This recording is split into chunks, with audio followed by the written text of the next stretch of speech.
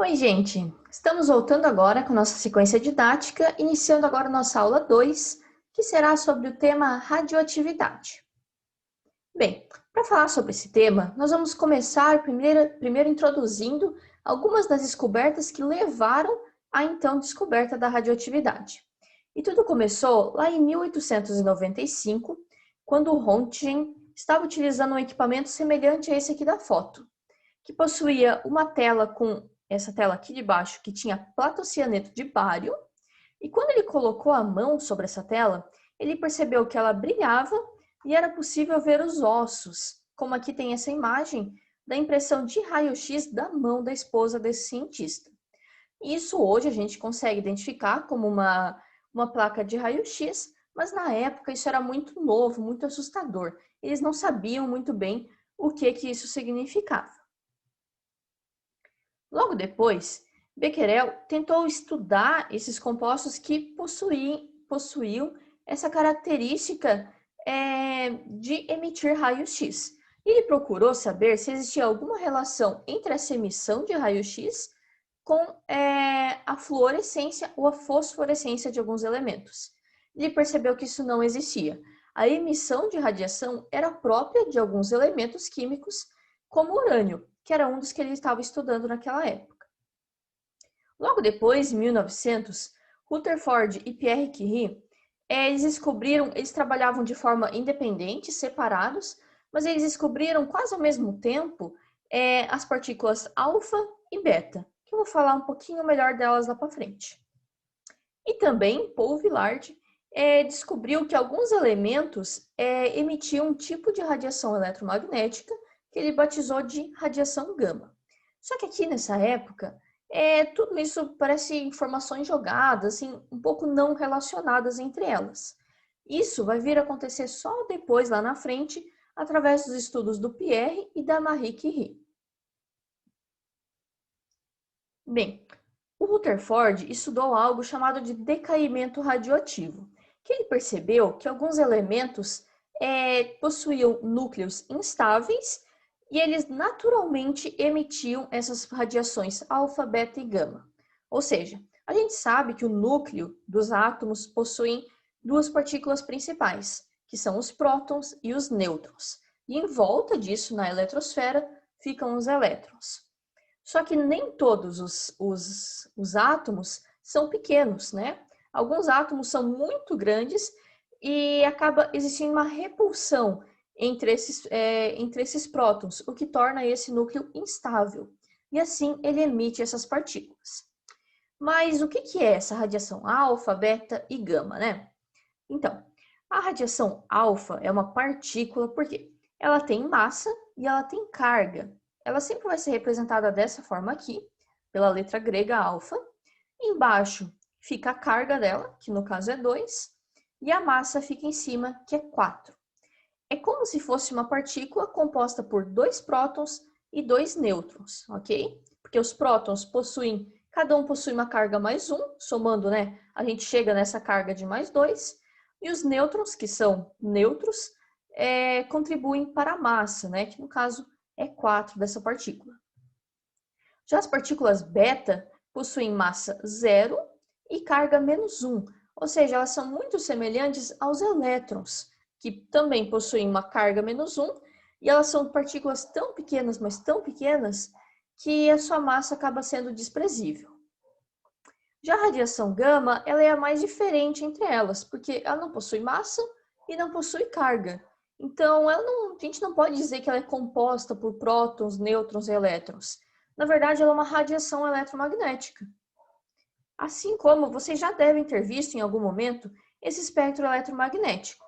Aqui ele mostra as ondas, né, de rádio, micro-ondas, infravermelho, a luz visível, que é aquela que nossos olhos conseguem enxergar, aqueles comprimentos de onda, a ultravioleta, os raios-x e os raios gama. E os raios gama estão aqui nessa ponta, são os que têm maior energia e menor comprimento de onda. O comprimento de onda ele é pequeno porque, como a gente consegue ver aqui na imagem, as ondas estão muito próximas umas das outras. Diferente, por exemplo, aqui do infravermelho, né, que a onda é bem mais afastada.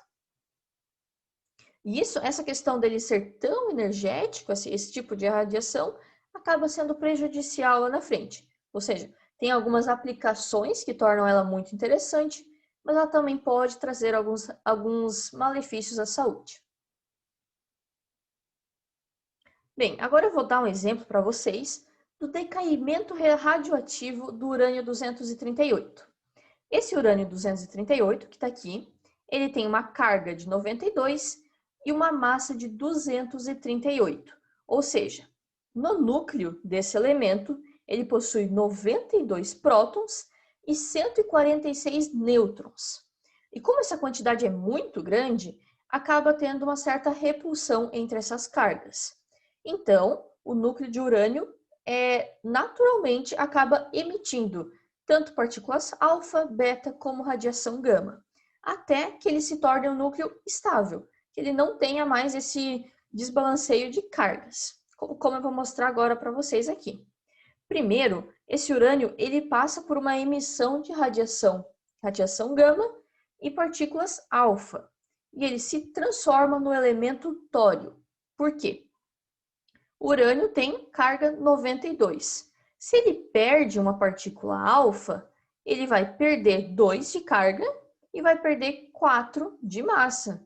Então, a gente vai ter 92 menos 2, a gente chega numa carga de 90, e 238, que é a massa do urânio, menos 4, chega numa massa de 234.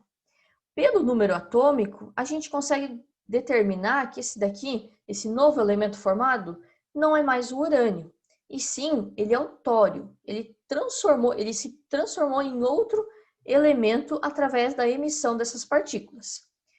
Eu não falei muito da radiação gama, porque ela não tem massa, ela não tem carga, então ela não muda nada, se a gente for pensar assim, na questão do elemento. Ela tem uma outra importância, que eu vou falar depois mais para frente. Bem, depois do tório, ele passa por uma emissão de radiação beta. Então, ele perde uma carga negativa, ou seja, ele vai ganhar mais um em número atômico. Ele vai se transformar no protactínio, de número atômico 91 e massa atômica 234. E ele passa, então, por mais uma emissão beta. Eu não vou detalhar cada uma delas aqui com vocês, porque é uma sequência de várias emissões alfa-beta, e percebam uma coisa que é bem importante. Todas elas vêm acompanhadas de uma emissão de radiação gama junto com elas. Isso é bem importante, gravem essa informação lá para frente. E essa emissão, esse decaimento radioativo, essa emissão de partículas alfa, beta e gama, vai acontecer até que se chegue em um átomo estável, um átomo com um núcleo estável. E aqui no caso do urânio 238, esse átomo que se chega é o átomo de chumbo, que tem um número atômico de 82 e uma massa de 206. E assim, dessa forma, esse núcleo não emite mais essas partículas e essas radiações. Bem, voltando ali agora para a nossa parte histórica, né? Como eu tinha dito antes, a Marie Curie e o Pierre Curie, eles foram um casal de cientistas físicos e químicos, ambos, né? E eles estudaram aquelas observações de Becquerel e juntaram com as descobertas que já haviam acontecido, né? Das partículas alfa, beta e gama. E a gente pode dizer que eles formalizaram essa questão dos conhecimentos sobre a radioatividade. Esse foi um trabalho em conjunto, né, dos dois, e depois também eles começaram a estudar um mineral chamado de pechblenda, que até aquela época se achava que ele possuía apenas urânio ali dentro. Porém, esse casal percebeu que esse mineral emitia mais radiação do que o urânio sozinho. E a partir disso, acabou sendo um trabalho exclusivo da Marie Curie, não mais com participação do Pierre, em que ela descobriu que dentro desse mineral existia, além do urânio, também outros dois elementos que não se tinha conhecimento até ali, que é o polônio e o rádio. E ela conseguiu isolar esses elementos e determinar algumas das suas propriedades. Essa aqui é uma foto desse casal num laboratório durante seus estudos. E vale lembrar que eles juntos conseguiram 3 prêmios Nobel. o Pierre e a Marie, junto com o Becquerel, que é aquele que eu falei lá no começo, ganharam um prêmio Nobel de Física por essas descobertas sobre a radiação. E depois a Marie recebeu mais um Nobel, dessa vez de Química, pela descoberta dos elementos polônio e rádio. Bem, mas será que esses cientistas que estudaram radioatividade tinham noção do mal que ela poderia ter, que ela poderia causar na saúde, ou também nas suas aplicações boas e ruins? Bem, na verdade eles não sabiam, né? Eles tinham uma certa noção de que aquilo poderia vir a ser usado na medicina, poderia acabar contribuindo, mas não se sabia bem ao certo os efeitos nocivos que aquilo ali poderia causar. Tanto que a própria Marie Curie trabalhou por anos com esses elementos radioativos, em contato com eles, sem a proteção necessária, porque na época não se sabia dessa necessidade, né? E ela acabou desenvolvendo um câncer e faleceu logo depois desses seus estudos. E na época surgiu algo que eu acabei chamando de charlatanismo radioativo, porque algumas pessoas tiveram a ideia de inserir esses elementos radioativos em seus produtos, como brinquedos ou alimentos como chocolate, água, em cosméticos, com a promessa de efeitos milagrosos, muitas vezes. Por exemplo, a água, se dizia que essa água trazia muita energia para a pessoa, que curaria algumas doenças e tal. Mas, na verdade, isso não era o que realmente acontecia. Na verdade, isso acabava até desenvolvendo problemas de saúde nessas pessoas. Então, isso tem que ter muito cuidado, né? Eles utilizaram de um conhecimento que ainda não estava por completo, né, conhecido, ainda não se sabia os efeitos que aquilo poderia causar na saúde das pessoas. E teve várias pessoas que acabaram morrendo ou mesmo ficando doentes ao utilizar esses produtos sem o devido cuidado que deveria ter. Mas e agora, né? Quais são esses efeitos da radiação no corpo humano? Bem, primeiro temos que entender que a radiação, né, aquelas três partículas, alfa, beta e gama, elas possuem níveis de penetração diferentes. Ou seja, as partículas alfa, elas não ultrapassam nem mesmo uma folha de papel. E elas são detidas pelas nossas células mortas da pele. Ou seja, se tem ali uma partícula emitindo radiação alfa, para impedir que ela chegue, né, que ela faça algum mal à saúde, uma simples folha de papel já é o suficiente para parar essas partículas. Já as partículas beta, que elas não têm massa, né? Ela tem uma carga muito menor, é uma partícula muito menor que a partícula alfa, ela tem um poder de penetração já um pouco maior. Elas são detidas com uma placa de alumínio de cerca de 1 centímetro, mas ela pode penetrar em até 2 centímetros no corpo humano. E dessa forma ela já pode causar sim alguns efeitos adversos na nossa saúde. Porém, a mais perigosa dessas é a radiação gama, porque ela não tem massa e ela não tem carga. Então, ela atravessa completamente o corpo humano e ela só é bloqueada após mais de 15 centímetros de aço ou mesmo uma placa de 5 centímetros de chumbo. Então, essa é uma radiação, é a mais perigosa. Ela pode sim causar danos muito graves e permanentes no corpo humano. Porque quando ela entra, quando ela atravessa o corpo, ela tem o poder de alterar a carga elétrica dos elementos das células do nosso corpo. Porém, esses danos, eles dependem tanto da região que é atingida, como também do tempo de exposição. Por exemplo, quando eu li sobre isso, até lembrei de uma piadinha, né? Que diz que assim, a gente vai lá tirar um exame de raio-x, né? E o médico fala, não, fica tranquilo, o exame de raio-x é totalmente seguro. E quando você olha para ele, ele tá lá, né? Todo com aquela roupa completa, tá aí escondido atrás de uma parede, né? Daí tu fica assustado, né? Meu, se é tão seguro assim, por que ele tá vestido dessa forma, né? E eu posso estar aqui embaixo daquela máquina, né? Por que para ele tá seguro, para mim não estaria, né? Como lidar nessa situação, né? Acontece que assim, você, a gente tira um raio-x quantas vezes na vida, né? São poucas vezes que a gente está exposto a esse tipo de radiação.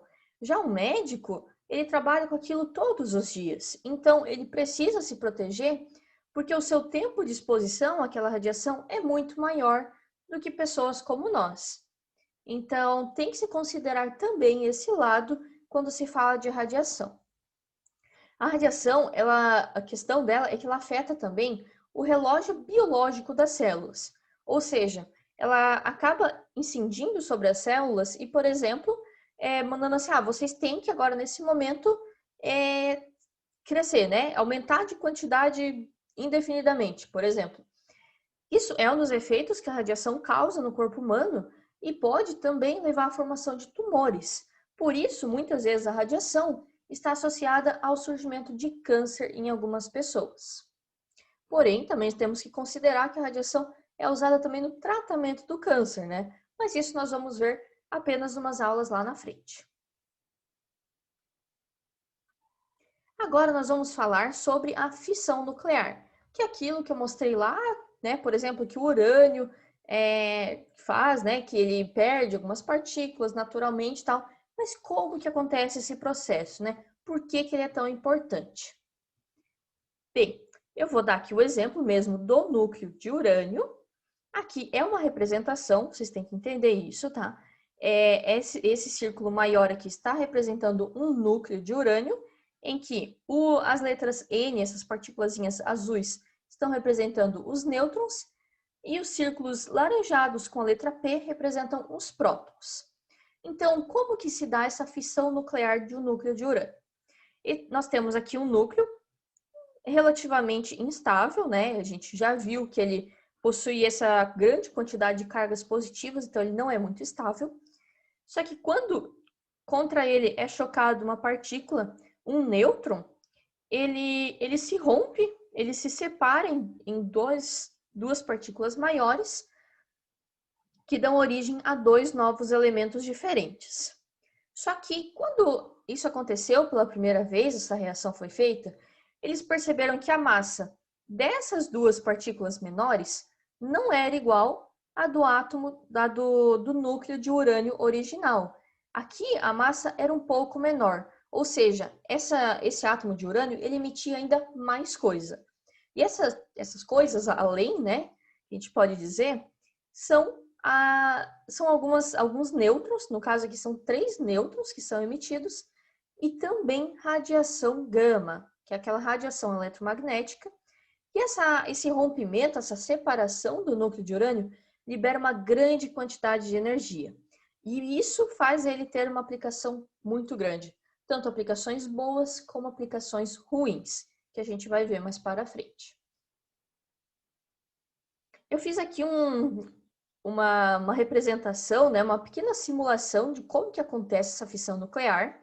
E aqui eu vou chamar atenção para que essas bolinhas vermelhas são os nêutrons e as bolinhas azuis são os prótons. E como que inicia essa reação?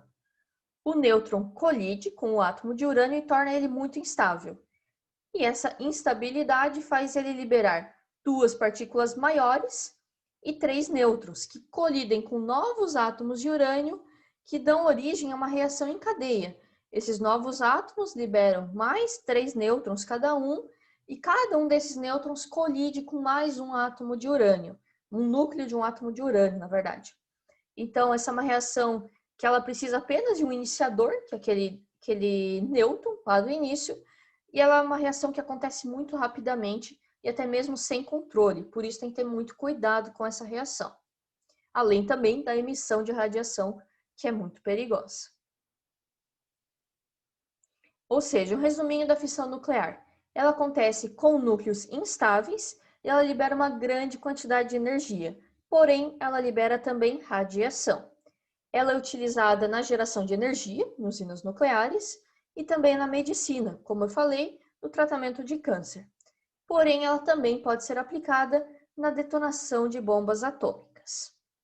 Eu coloquei aqui 3 reações de fissão nuclear do urânio 235, ou seja, o urânio 235, quando ele colide com um nêutron, ele pode dar origem a diferentes átomos, tá bom? E não é sempre que ele vai produzir a mesma reação, porque aquele núcleo ele pode se quebrar de diferentes formas, formando átomos um pouquinho maiores, um pouquinho menores, tá bom?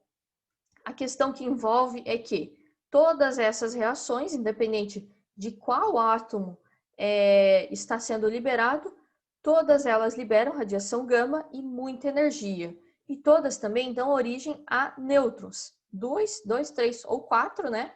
Ou seja, todos eles dão origem a reações em cadeia também. Eu vou deixar para vocês, então, no material de aula e também na descrição aqui do vídeo, um simulador que pode ajudar a entender melhor como que funciona essa reação de fissão nuclear. E bem, agora nós vamos passar para a fusão nuclear.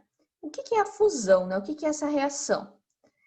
Ela é como se fosse o contrário da fissão, né? Na fissão, a gente tem um átomo grande que se divide em dois menores. Já na fusão, nós temos dois átomos pequenos que se unem. E essa reação de unir esses dois átomos libera muita energia. O átomo principal nessa reação é o hidrogênio.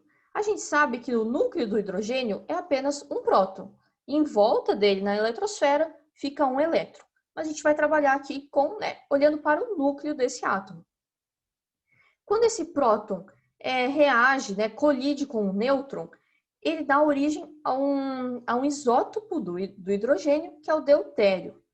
E quando ele colide com dois nêutrons, ele dá origem ao trítio.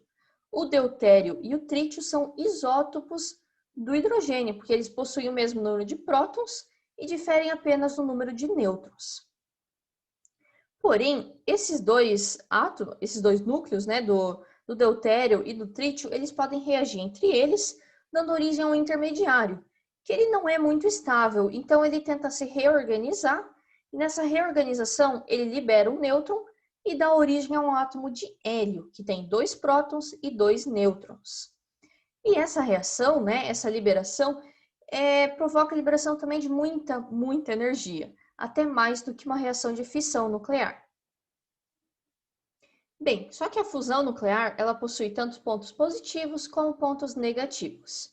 Como pontos positivos está que essa é uma energia limpa, ela não emite radiação e produz como subproduto, que é o hélio, um produto que não é poluente, que não faz mal ao meio ambiente. Essa reação produz muita energia, até mais do que a fissão nuclear, e o combustível, que é o gás hidrogênio, é encontrado em grande abundância aqui na Terra. Já como pontos negativos, está que essa tecnologia ainda não foi totalmente dominada. São necessárias temperaturas e condições de pressão muito elevadas. Então, ainda se está estudando de que forma isso realmente vai conseguir ser feito aqui na Terra. E se estima que nas próximas décadas essa possa vir a ser uma fonte de energia limpa, diferente das que nós temos até hoje. E essa reação também com o ponto negativo ela é difícil de controlar. Diferente da fissão nuclear, essa aqui não é uma reação em cadeia. Então, os átomos têm que ser constantemente bombardeados com nêutrons para a reação dar prosseguimento. Para vocês terem ideia, esse tipo de reação, a fusão nuclear, é o que acontece no Sol. Lá existe gás hidrogênio em abundância e também lá existem as condições propícias para esse tipo de reação. A temperatura e a pressão do Sol é o que é necessário para acontecer essa reação nuclear. Por isso, é tão difícil reproduzir isso aqui na Terra. Agora, já encerrando a nossa aula, eu vou passar alguns exercícios que vocês deverão resolver para a próxima aula. Tudo isso baseado nessas informações que foram trazidas na aula de hoje. Então, eu gostaria que vocês respondessem essas 5 perguntas. Primeiro, como se deu a descoberta da radioatividade? Segundo, como que a radioatividade afetou a saúde da Marie Curie? Isso eu comentei um pouquinho por cima, então vocês podem pesquisar um pouco melhor. Número 3, um elemento radioativo pode ser manuseado sem preocupação? Quais os cuidados que se deve tomar? Número 4, a descoberta da radioatividade foi algo bom ou ruim? Justifique. Eu falei para vocês que existem algumas aplicações da radioatividade, porém ela também traz efeitos negativos para a nossa saúde. Então eu gostaria que vocês escrevessem um pouquinho sobre isso. E por último, qual que é a diferença entre a fusão e a fissão nuclear? Essas duas gerações de energia, como eu falei, são diferentes, mas qual que é a diferença que tem entre elas? Para essa atividade, vocês vão ter um tempinho de 25 minutos. E essa, gente, foi a nossa aula de hoje. Eu espero que vocês tenham gostado e eu espero vocês agora na nossa aula 3. Muito obrigada.